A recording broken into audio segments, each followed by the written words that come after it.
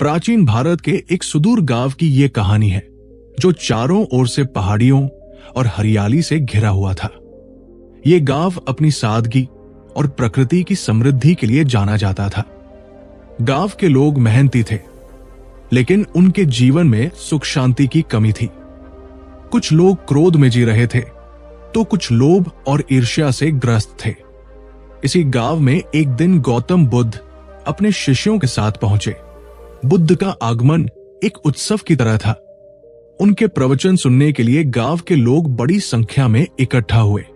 बुद्ध ने अपने सरल और गहन वचनों से सभी को प्रभावित किया।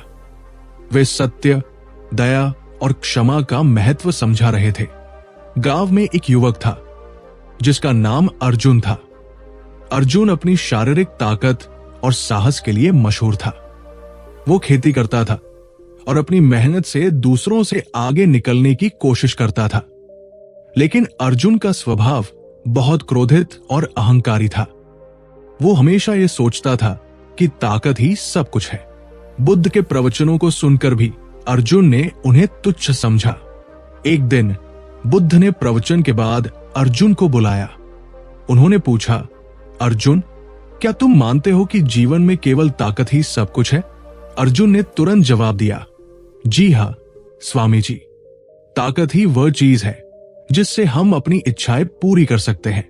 कमजोर लोग केवल दूसरों पर निर्भर रहते हैं। बुद्ध मुस्कुराए और बोले, तुम्हारा दृष्टिकोण रोचक है। क्या तुम मेरी एक चुनौती स्वीकार करोगे? अर्जुन, जो अपनी ताकत पर घमंड करता था, तुरंत राजी हो गया। बुद्ध ने कहा, तुम्हें इस गांव के 3 सबसे क्रोधित व्यक्तियों को मेरे पास लाना है। अर्जुन को यह कार्य आसान लगा। उसने सोचा कि ऐसे लोगों को ढूंढना तो बहुत सरल होगा। अगले दिन सुबह वो गांव में निकला। पहले ही घर में अर्जुन को एक वृद्ध महिला मिली जो अपनी बहू पर चिल्ला रही थी। महिला कह रही थी, तूने मेरे बेटे को मुझसे दूर कर दिया है। ये घर मेरा है और मेरे नियमों से चलेगा। अर्जुन ने महिला से पूछा, आप इतनी क्रोधित क्यों हैं? महिला ने कहा, मेरे बेटे ने मेरी आज्ञा माननी बंद कर दी है। उसकी पत्नी उसे मेरे खिलाफ भड़काती है। अर्जुन ने उसे बुद्ध के पास चलने को कहा। महिला ने अन्य भाव से सहमति दे दी। इसके बाद अर्जुन एक किसान के पास पहुंचा। किसान अपनी फसल खराब होने पर देवताओं को कोस रहा था। वो चिल्ला रहा था, मैंने दिन रात मेहनत की और बदले में मुझे ये मिला। ये देवता केवल मेरा समय बर्बाद कर रहे हैं। अर्जुन ने किसान से पूछा, तुम्हारा गुस्सा किस पर है? किसान ने कहा, मेरी मेहनत बेकार चली गई। अगर देवताओं ने साथ दिया होता तो मेरी फसल इतनी खराब न होती। अर्जुन ने किसान को भी बुद्ध के पास चलने को कहा। अंत में अर्जुन एक व्यापारी से मिला। व्यापारी का चेहरा गुस्से से तमतमाया हुआ था। उसने अपने साथी व्यापारी पर धोखा देने का आरोप लगाया। वो कह रहा था, मैं उसे बर्बाद कर दूंगा। उसने मेरे पैसे चुराए हैं। अर्जुन ने व्यापारी से कहा, क्या तुम अपने गुस्से के कारण कुछ और सोच पा रहे हो? व्यापारी ने कहा, नहीं, मेरा दिमाग केवल बदले की सोच रहा है। अर्जुन ने उसे भी बुद्ध के पास आने को कहा। व्यापारी भी अनिच्छा से तैयार हो गया। अर्जुन तीनों को बुद्ध के पास ले आया। बुद्ध ने सभी को ध्यान से देखा और मुस्कुराए। उन्होंने सबसे पहले वृद्ध महिला से पूछा, तुम्हें क्या लगता है, तुम्हारा गुस्सा तुम्हें क्या दे रहा है? महिला ने कहा, कुछ नहीं, ये मुझे और अकेला बना रहा है।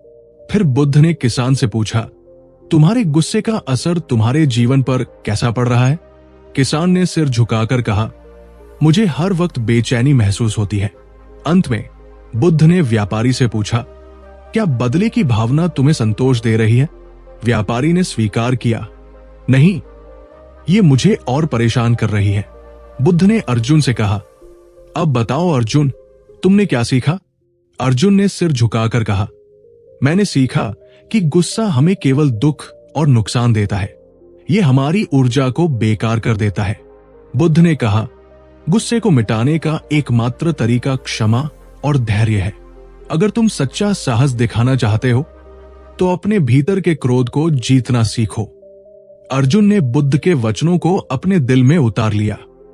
उसने प्रण लिया कि वह अपने गुस्से और अहंकार को त्याग देगा।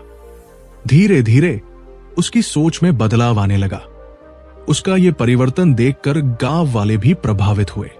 उन्होंने भी अपने भीतर के दोषों को पहचान कर सुधार करने का प्रयास किया। यह कहानी हमें सिखाती है कि गुस्से और क्रोध की आग में सबसे पहले हमारा मन जलता है।